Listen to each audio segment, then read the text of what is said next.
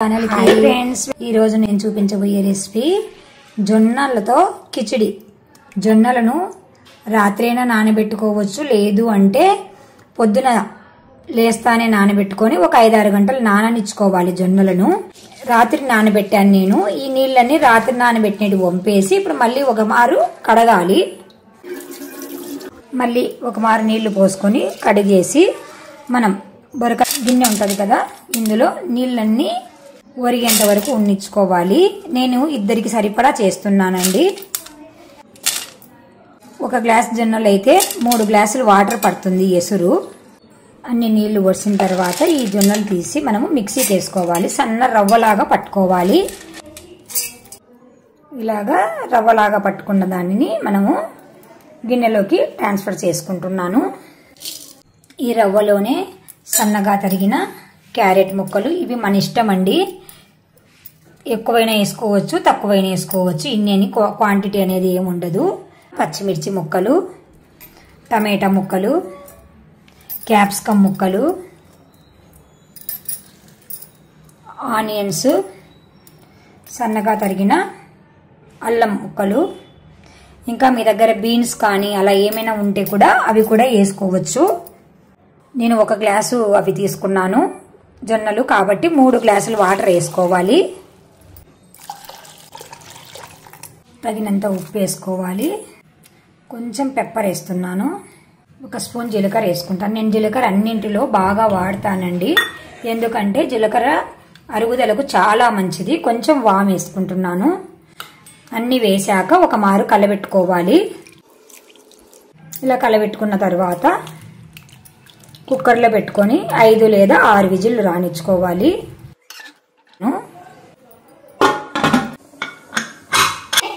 Stove వెలిగించుకొని బాండి పెట్టుకొని ఒక పెద్ద గంటె ఆయిల్ వేసుకున్నాను. అలాగే ఒక 2 స్పూన్లు నెయ్యి వేసుకుంటున్నాను. నెయ్యి వేస్తే టేస్ట్ చాలా బాగుంటుంది. ఇది వేడెక్కాక ఆవాలు, మినపగుండ్లు, జీలకర్ర,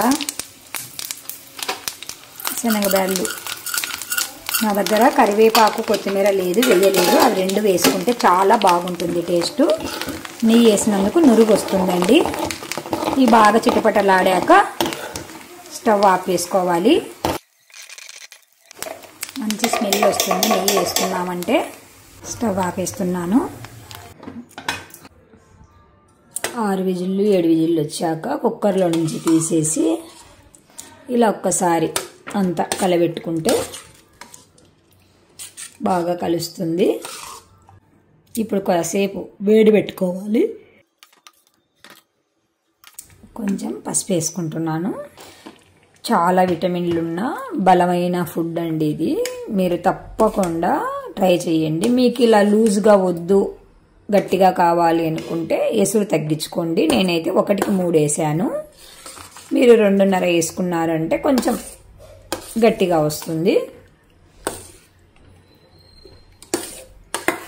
ముందుగా మనం పోపు రెడీ చేసుకున్నాం కదా, అది తెచ్చి ఇందులోనే వేసుకుంటున్నాను. ఎదిగే పిల్లలకు మంచి ఫుడ్ అండి ఇది. మీ దగ్గర వంకాయ, ఆలు, ఇంకా ఏమైనా బీన్స్ అలాంటివి ఉన్నా కూడా వేసుకోవచ్చు. చాలా టేస్టీగా ఉంటుంది. ఇంకా 2 మినిట్స్ ఆగి స్టవ్ ఆపేయడమే అండి. కొత్తిమీర, కరివేపాకు తప్పకుండా వేసుకోండి, చాలా బాగుంటుంది. నా దగ్గర లేదని వేయలేదు. స్టవ్ ఆఫ్ చేసుకోవడమే ఫ్రెండ్స్. జొన్న కిచిడి లేదా జొన్న వెజిటబుల్ బిస్మిల్లాబాద్ అలాగైనా అనొచ్చు, ఇలాగైనా అనొచ్చు, మన ఇష్టము. జొన్న కిచిడి అంటే చాలా బాగుంటుంది. ఇది అన్ని వెజిటబుల్స్ మన దగ్గర ఉన్న ఏ వెజిటబుల్స్ అయినా కట్ చేసుకొని వేసుకోవచ్చు. ఓకేనా ఫ్రెండ్స్? Bye bye friends.